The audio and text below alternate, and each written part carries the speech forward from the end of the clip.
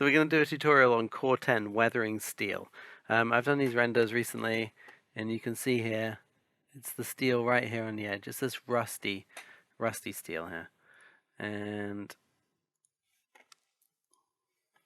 again, from the other angle you can see here, but you can also see these, highlights here that you can see in the shade. So we're going to cover how to create this rusty material, what it is, and just make it so you guys know how to create it simply and how to add in extra detail if and when necessary. So if we just search for Corten, it'll tell you it's weathering steel. Corten is a trademark, and basically this was developed in the 30s, and the idea here was simply if you had containers and you had other items, it was a steel where you would allow it to rust on the outside, and then the rust would get it so the steel would solidify, and the idea was it would become more solid on the inside, and it wouldn't continue to rust, but the surface would look rusty. And there's some examples here on Wikipedia. And also, if you just click on images, you're going to find a whole load of different images, different examples of it in use, and varying colors. Now, these colors come about depending upon the age of the weathering steel, the age, how old this Corten is. And people like to do screens as well like this. There's many different types of screens which are done just to give an idea of how this is used. So I just took up some references, and this is the age. So, 0.5 months, it's this color, 1.5 months, this color, 6 months, it deepens. And as rust changes, 2 years, it's like this, 5 years, 22 years, 40 years. So, as I say, this is 40-year-old Corten, so you can expect it to just age, and become solid. That doesn't always happen, though. There was quite famously an NBA hall in the US somewhere, and it had big holes appearing in the side of it because they used Corten to build the structure. And I think that was back in the 70s. But it's still used a lot today, and it's a great product. Now, some of the way it looks, right? Because rain runs down, you always get streaks coming down. You get these colors coming down on this. If you look at references here, you can see these lines coming down here, and that's just from weather.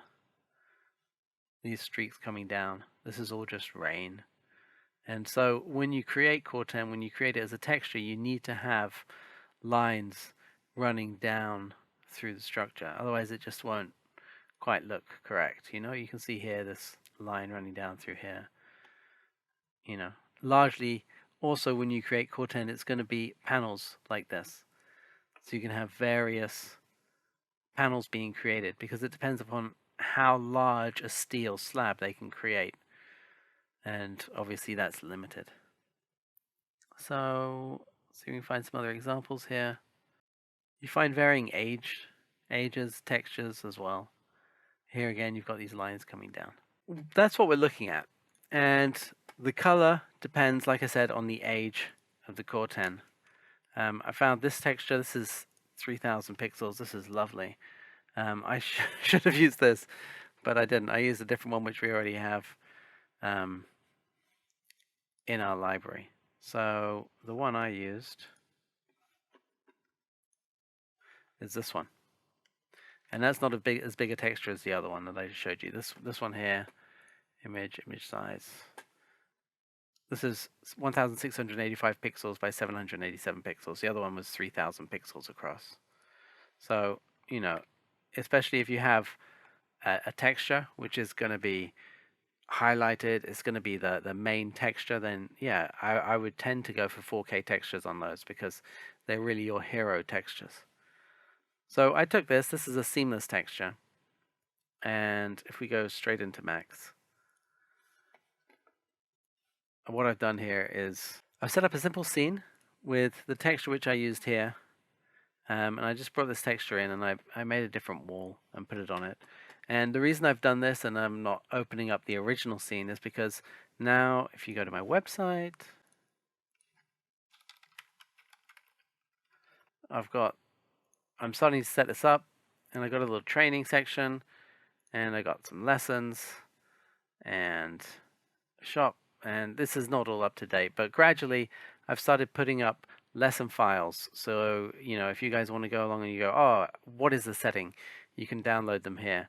And I charge a small amount for these just because, you know, you're getting actual files here. It's not just a video, but you get actual files and textures, which can be used. I won't be able to put all of them up that I have because in some cases they've got copyrighted items in, copyrighted textures and so on. But where that's not the case, the idea is you can download these. You can come along and download and pay for them and get those.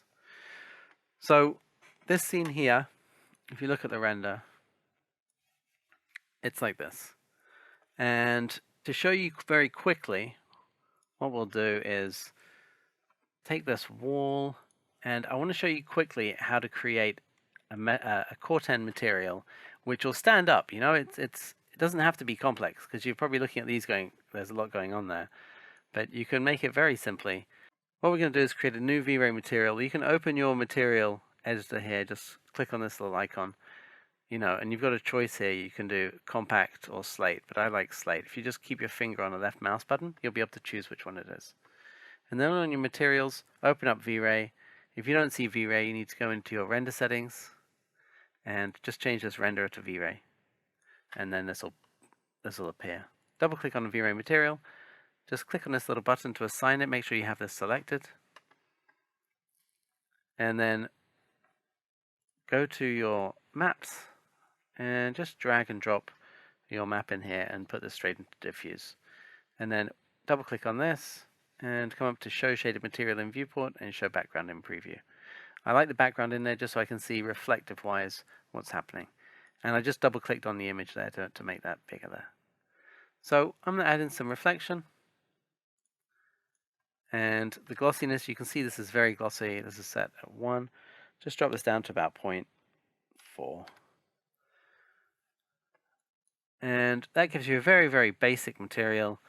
And if I just set this up for test renders, my simple way of setting up test renders, normally I'll do about 1K. Sometimes I go lower, 800 or even 600.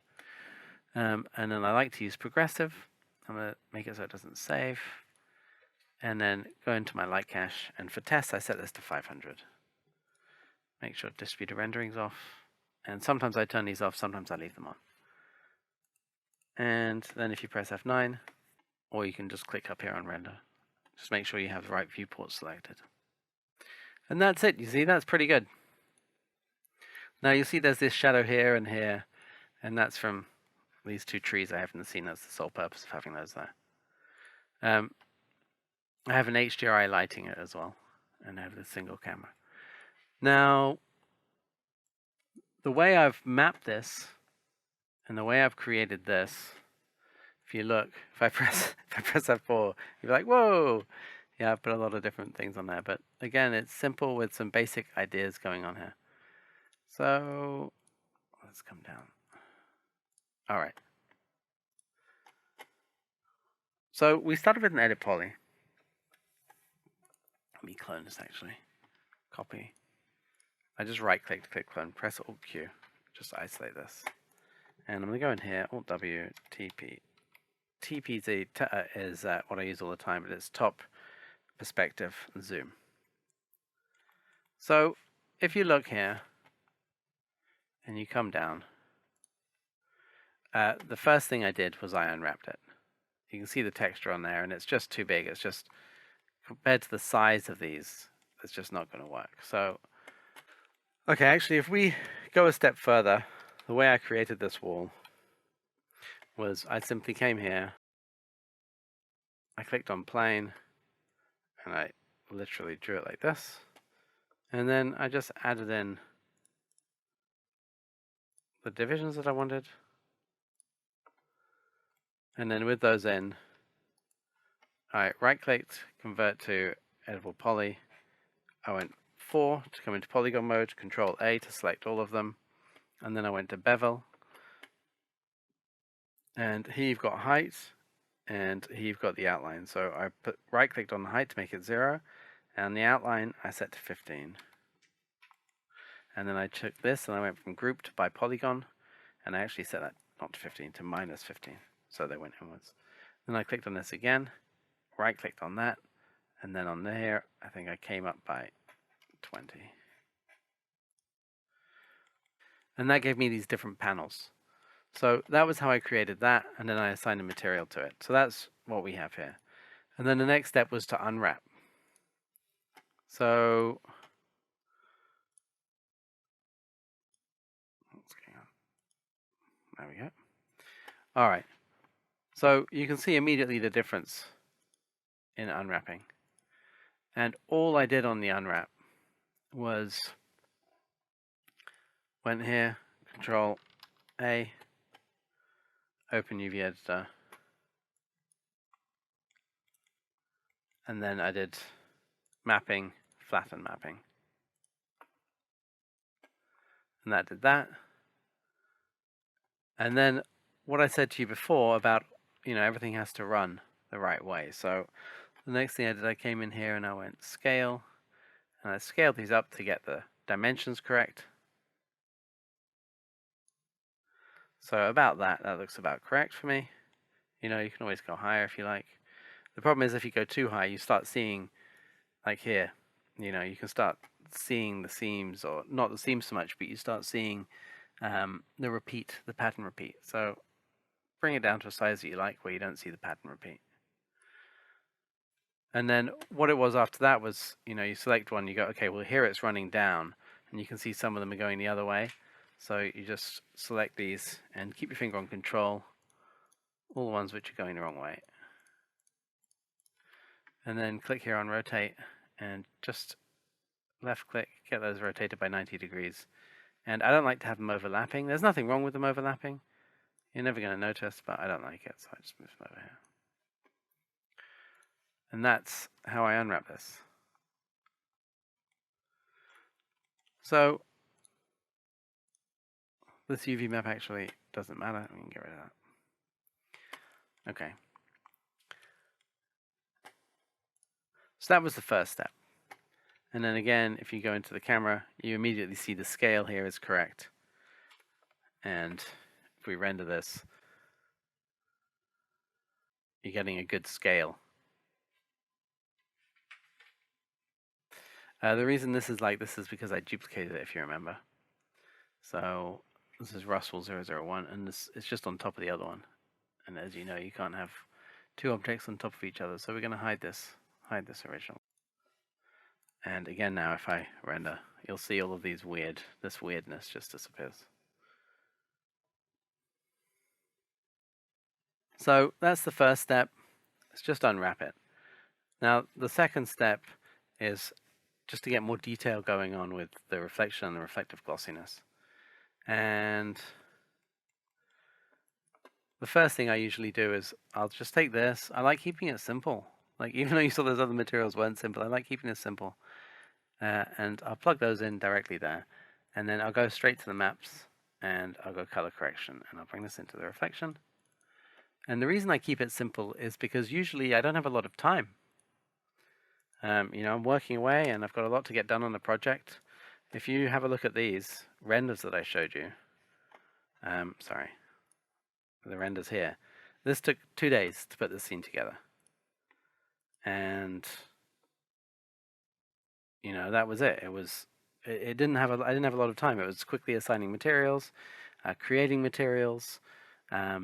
I actually had somebody else help with the FF&E, another guy in the office who's great at that stuff, put all the FF&E items in there.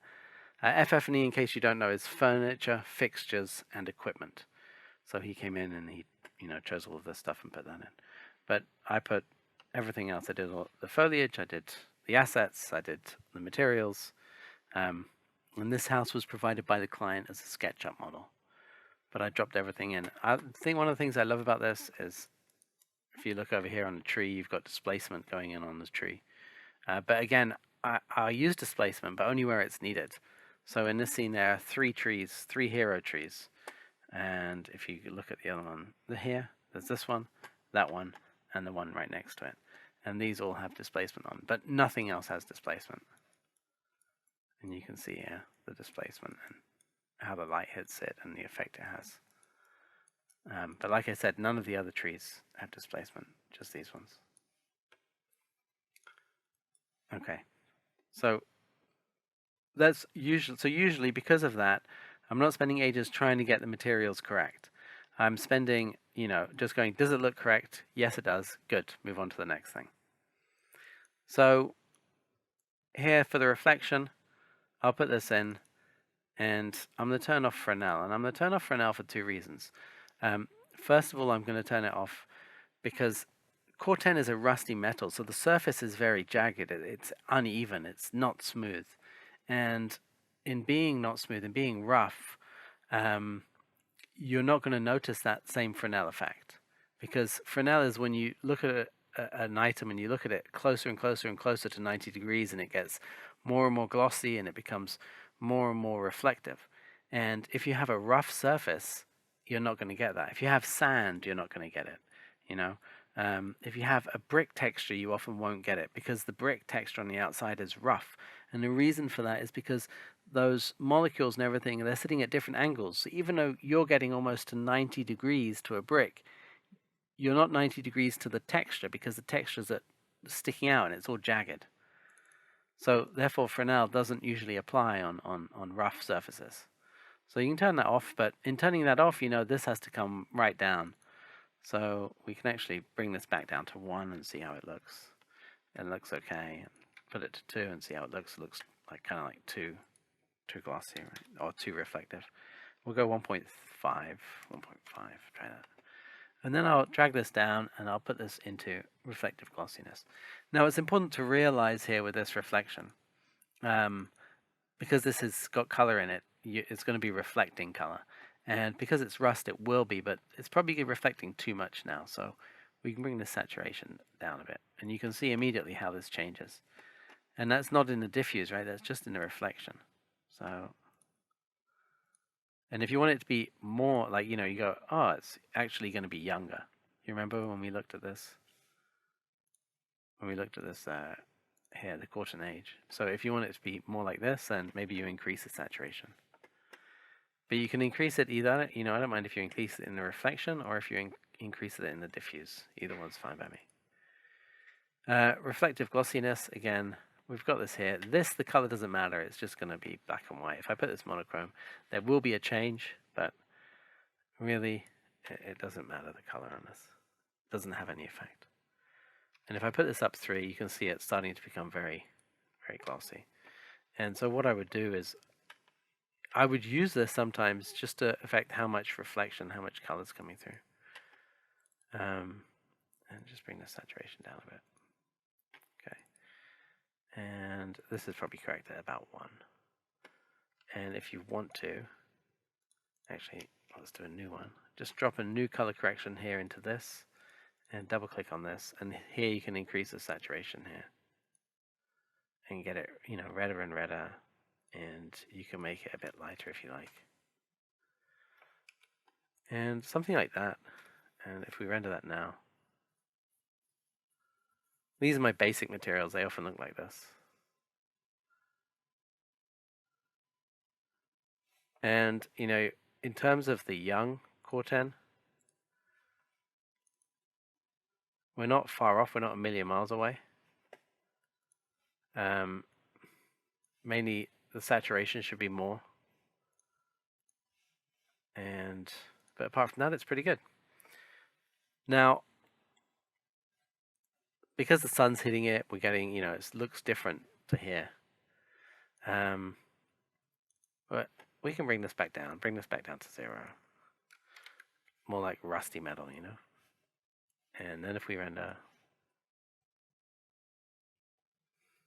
we're getting it more like this. And if you want it even rustier, darker, you can always bring this down. And you can always bring this reflective amount down. Because what this is doing is this is reflecting the scene. So we're getting a lot of the sun hitting this. And we're getting a lot of color from the sun in this. So we can bring this back down to 1.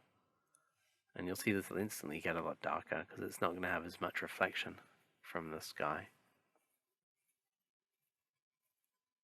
So you have to decide on your rust and the color and how you want it. If you want this, you can always bring this saturation right down. And let's have a look again at the references. So here we're sort of like the 6-month mark between there and 2 years, maybe a year old Corten. And if you want it to get darker, you can just bring these down. You know, if you bring this right down, you're going to see that happen. But because it's how much it's reflecting of the environment, you're still getting a lot of reflection going on. So maybe bring this down to 0.5. And you can just do that, change these, and it'll just get older and older and older. Bring this is the glossiness, right? Let's bring that down to 0.5 and just keep going. Just because you've got sun hitting it, you're always going to get just make it completely black. And because you've got sun hitting it, you're always going to get some reflection. You're always going to get some light occurring. You see. So even if you go completely black, you're going to get this light happening. So it's important to know that and to realize that's what's going to occur. Because otherwise you keep adjusting and adjusting and adjusting, and it's not going where you want it to go. And so you can drop it all the way and see how it goes, how it is. Let's put 0.4. Oh, we're back where we were. You see, but you can see how dark these are now. And let's just come down 0.4. So we got this really dark rust. It's unlikely you're ever going to go this far. But the whole purpose here is just so you know that you can. And we'll just put these back to 1. And that's rendering like this. Oh, the diffuse needs to come up. Bring the saturation back up.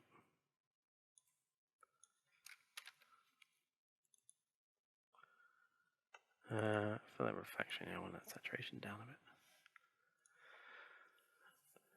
Okay, so that's basic Corten. And if I'm in a rush and it's not a hero item, I would leave it there. But undoubtedly, I want to add some glossiness. I want to add some reflection going on there, and so on and so forth. So immediately what I'm going to do is, okay, so what I did is I created some maps. And I created this one and this one. And these are seamless dirt maps. Yeah, sorry, that second one was that. These are seamless dirt maps. And I've created them, you know, if I put this in and I've put this directly into reflective glossiness, you can immediately see an effect here. You can immediately see what's happening. But instead of putting it in directly there, what I'll do is I'll use a composite. I'll drag and drop that in here, make that layer 1. And this is often how I layer materials. I'm just adding items to them. So here I double click and I click on add a new layer, and I plug this map in here. And this, if I view this now, you can see this map, although it's seamless, right? I mean, not seamless. It's not seamless up and down. Here and here, it's not seamless. It's seamless from side to side, but not from top to bottom. So to get this on there properly, what I'm going to need to do is change this map channel to map channel 2. Here's my unwrap. And that's my unwrap for map 2. And what I've done is I just added a map. Came in, put on unwrap, and then I came down here to map channel, click map channel 2. In this case, I want to move the mapping from map channel 1 to number 2. Sometimes you just click abandon and then you have to recreate your mapping. But I just click move. And now I have this. Then what I can do is I can open my UV editor. I can press Control A. And you can see the map. They're different sizes. This one's very wide, so what I did here is just click on here. And I did press Shift, yeah, and just drag this in. And then just let go of Shift and just dragged it up until I got the right size, the size I wanted, which is, I'll drag it down. Something like this. And now, like I said, you can see all these seams. So I'm going to press Alt and W, make that full screen. And I just took the ones with seams on. So that one, that one, that one. And just press W or press this one. Just press, for some reason it's not working, it's not letting me do it. So I'm just going to click over here and then do it again and press Control. Get these. Oh, it's not letting me do it again. Let's move before. Okay. Now we're going to press Control and just move these around until they're about right. Move that one up. See that seam there on the edge? So just take that and move it to the side. And I'm not saying do this always with handling seams, but you know, it's just a way of handling seams. And that's often what you're looking at is just what's workable and what's quick. So this is quick and it's workable, so that's good. And like I said before, I'm not really worried about this overlapping. No one's ever going to notice.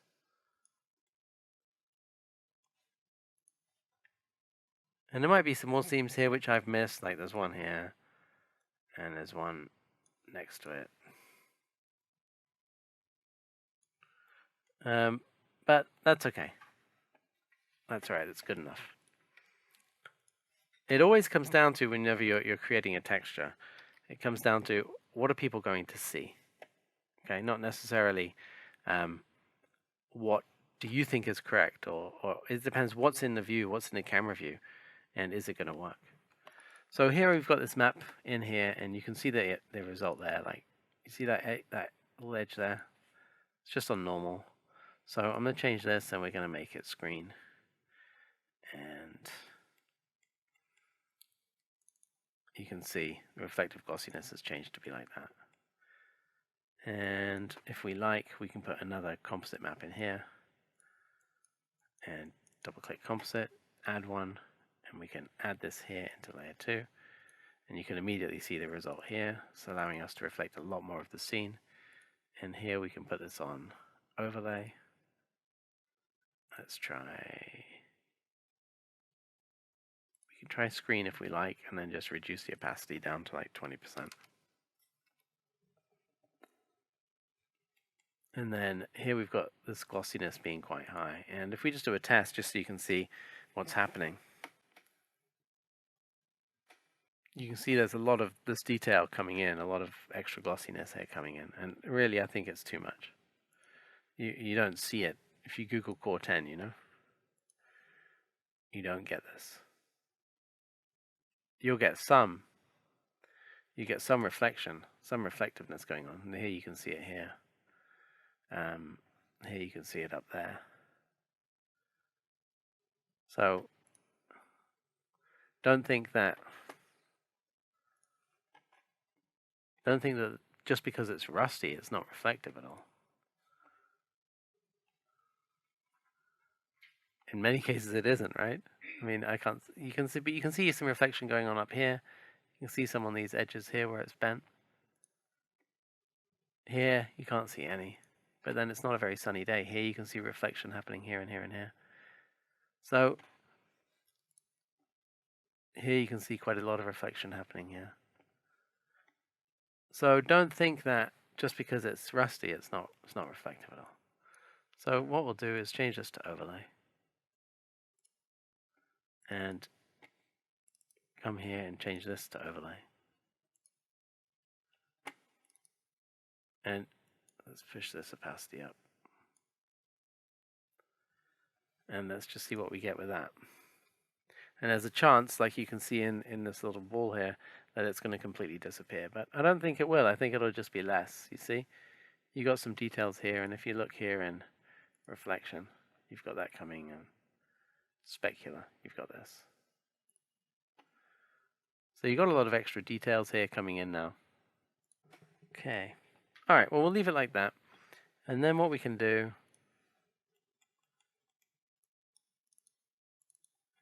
is I want to see some highlights. I want to see some areas where you can really see it being reflective. And one of the things which you can do is we can go back to screen on this. And you'll see instantly it'll come through a lot more. And then what we want to do is reduce that. So instead of doing it the way we did it before, we can just put a color correction in here. And let's make it so we can just see this again. Every now and then you'll add in something and it'll just disappear from your viewport. So we'll put it in. And you can come in here and you go to advanced. And you can bring this down to like 0.3 or something. And now you've got less. You'll still see it coming through. If I press F9, you'll just see much less. You'll see it only in these highlight areas, which are because they're so much smaller.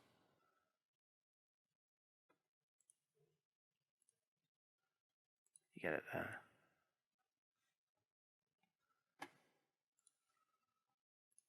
And you can always choose, do you want this here?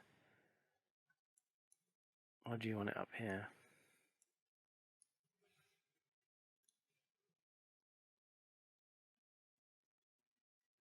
Because basically, by putting it up here, you're not allowing it to reflect nearly as much. You're only allowing it to reflect in these areas, you see. And so even though here it's more reflective, it can't actually reflect because it's not a reflective material. So you can do it that way if you like. And then put another color correction in here and bring this. Again, click on advanced and bring this down to like 0.5 or something. I don't know what we did on this, 0.3 I think, yeah. This is now 0.5. And again, you can still see areas which are white, so it's still going to get some reflection coming through. And it just gives you a nice, easy way of controlling how much reflection you're seeing.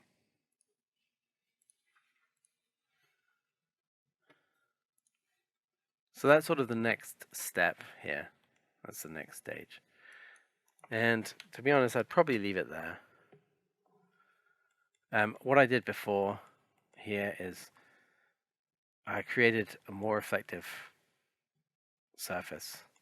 If I add in an extra layer here, and then I'm going to move this extra layer, I'm just going to take it and just click here and just drag it down to the bottom.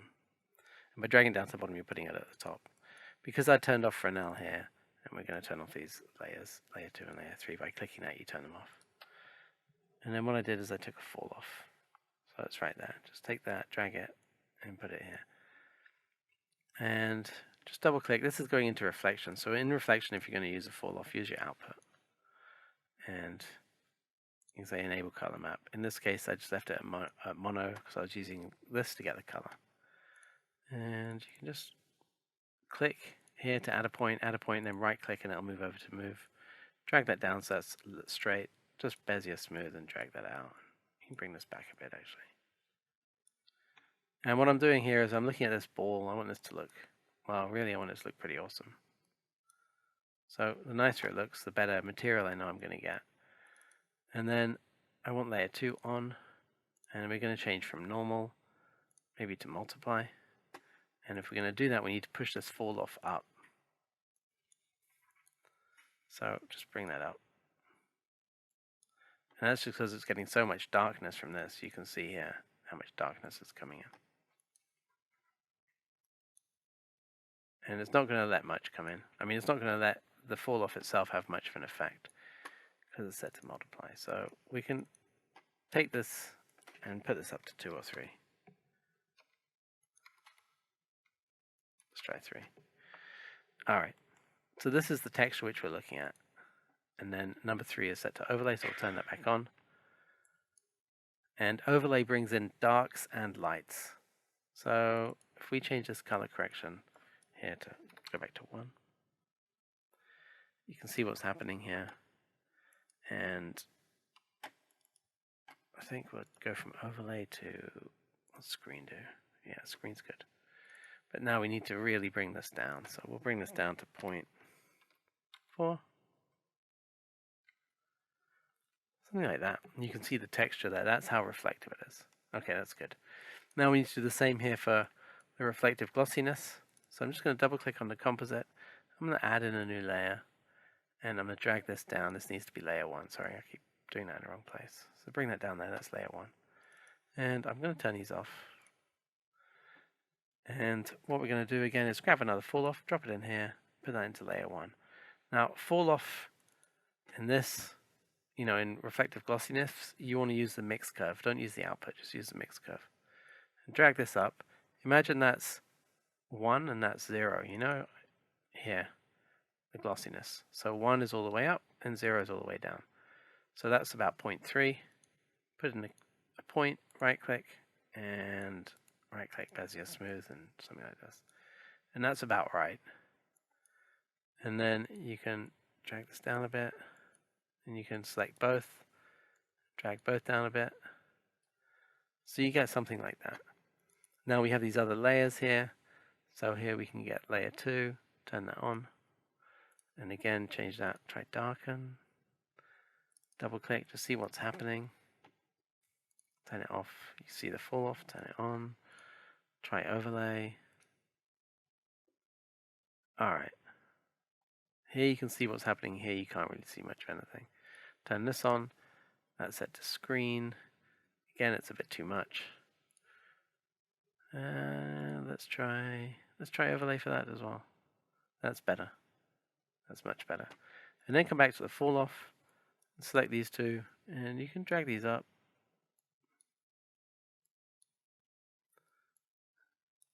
Or not, or we can come in here and set this to 2. And set this to 1. Let's take that out. Let's get this right first.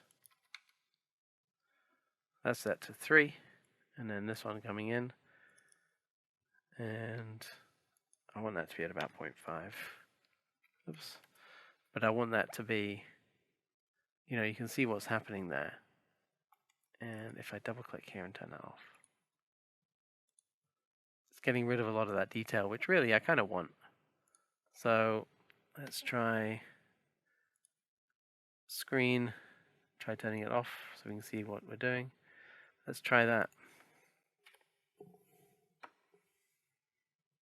Okay, so again here now we're getting a lot more glossiness coming in, more than we want. So we can take this and we can just drop this down, drop it down to 0.2. Try again. Okay, press escape. At this stage, it's probably more what's happening up here. If I turn that off, there's nothing really happening. So it's more this one here. And if we lower this down to 0.2, you can see those disappear. I don't know if I want them disappeared that much, but we'll try that. Press F9.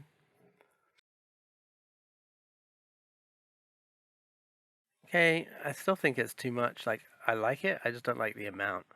So what we're going to do is come in here and set that down to 30%. And we're going to come in here and set this one down to 40%. I like the detail, I just don't like it that much. Alright, so I like that now. That brings in some imperfections, it brings in some extra details, but not too many. Now, the other thing which you can do, which is what I did with the other material, is, you know, if you press this and press C, it'll just line everything up. But I'm going to press Shift and just drag that down. And I'm going to make this much stronger, much brighter. So I need this, Shift and drag that, put that into Reflect, and Shift and drag this. You don't have to do these afterwards, you can just select those in one go and do it. And I'm actually going to want these fall-offs. So let's take that, put that into here, and let's take that, put that into there. And I'm just shift and dragging those, so if I take this fall off, and I'm going to try just pushing this up and see what happens. And pushing this up. And I get that. And then that's a kind of, looks more like a sort of bronzy brass thing. Anyway, here I'm just going to click and drag materials, V-Ray blend material, base, and put this in as a coat. And then I'm going to come out here to my maps and take this other texture, drag this in. And what we're going to do is put that in as blend 1. So where the white is, it's letting this through, and where the dark is, we're getting that one. And now we're getting both of those here. But if I double click on this, I better sign the material, otherwise you won't see anything. All right, so that's now clicked, and let's just check this mapping. And really, yeah, it's not what I want. So again, I'm going to have to apply an unwrap to this, which is what you've got with all of this stuff going on. Yes, and let's just put another unwrap. And in this case, I'm going to say map channel 2, and it says, do I want to move from map channel 1 to map channel 2? I'm going to say no, leave it there. I go map channel 3, and I'm going to say yes. I want to get map channel 2 onto map channel 3. And then just double click this guy and just make sure he's on map channel 3. And I'm sure this guy was on map channel 2, right? Yeah. Okay, so he's on map channel 3.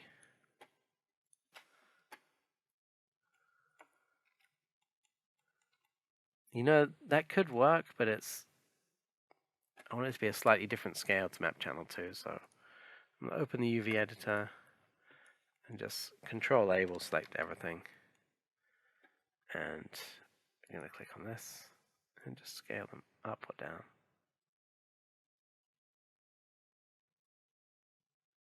I think, yeah, something like that.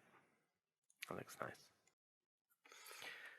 Okay, we're back. Autosave's finished. So again here, we're going to open this up and just click on Move.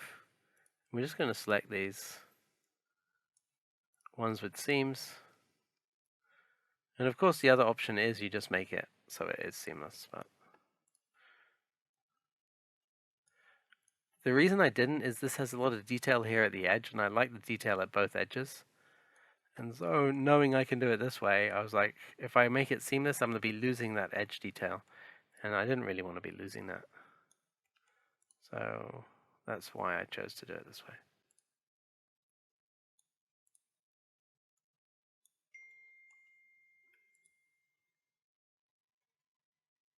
Okay, and you can move these around more, like those two are similar, but you don't see that in the camera angle, so I'm not too bothered. And even if you did, you probably wouldn't notice. So if we just do a test.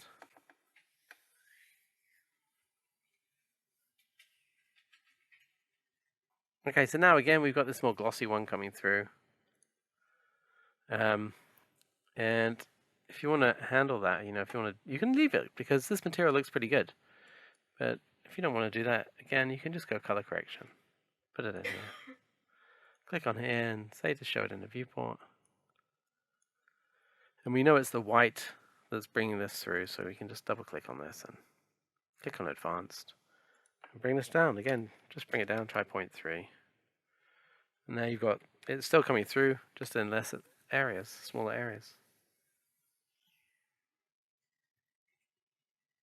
So these are just ways of adding in extra detail into your model. Adding in extra detail into your material.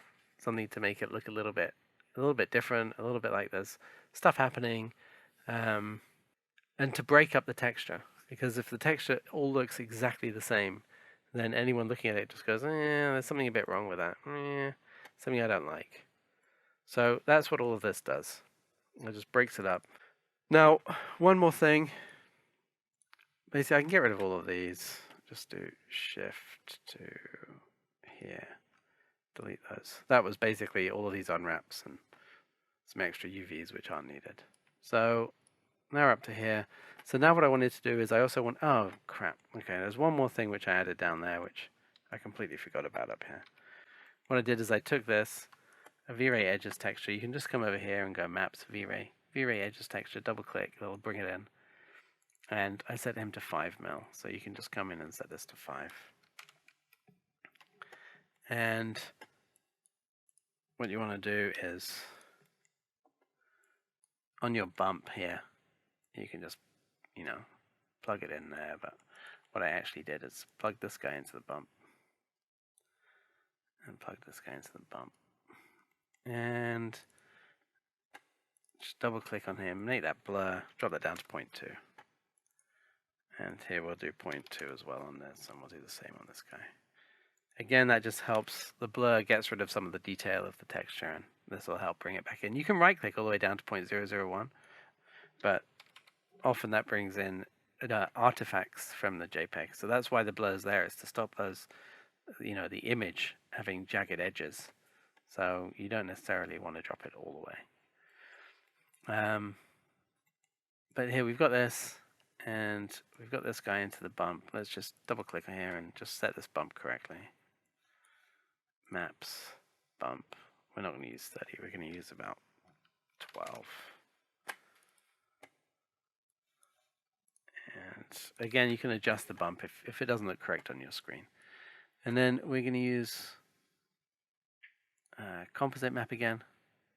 So put a composite, put it in here, and layer 1. And we need this guy to go into layer 1, so we're just going to add in an extra layer, drop this to layer 2, and put him straight into layer 1. And that'll make, where this material is, you'll have this 5mm, it'll give a 5mm chamfer in the material to the edges. But where this material is, you're not going to get any. So, and this guy here decides where that is. So it should give us some nice variation in the chamfering on the edges. And then basically I just put a subdivide here on the modifier. Let's just select subdivide, and I set that down to 250mm. By default it's much higher, but it's a good idea to have it high to start with and then bring it down. Then I put a noise on, and my noise, I set the scale to 400. I didn't set it to fractal, and I just use Z, which in this case is pushing out. If I put this at 1000, you can see what it's doing. And if I put this guy at 1000, he's going sideways. I didn't need to just go sideways, and this guy at 1000, it goes up and down. So I didn't need that. And 10 is more than enough to bring in some variation. It's only 1 centimeter, but it brings in variation. If I come in 10 centimeters, that's a lot of variation. That looks really weird. Metal doesn't ever go like that. So you could do 10 centimeters over a bigger area, like over 4000 or something. That would kind of be maybe correct. The scale here goes up, and as you bring it down, it just goes wrong. And then after you've done the noise, you normally need to do a smooth on top. So that's just set to auto smooth. Just, you can change the threshold here. If you've got chamfered edges and it comes out all weird with the smooth, you can bring this down to 10 or 5 even, or lower, just to make sure this area here is flat and that appears flat, because the noise can sometimes push the verts out and make it all jaggedy and render jaggedy. So that goes on there, and then you render and you get that.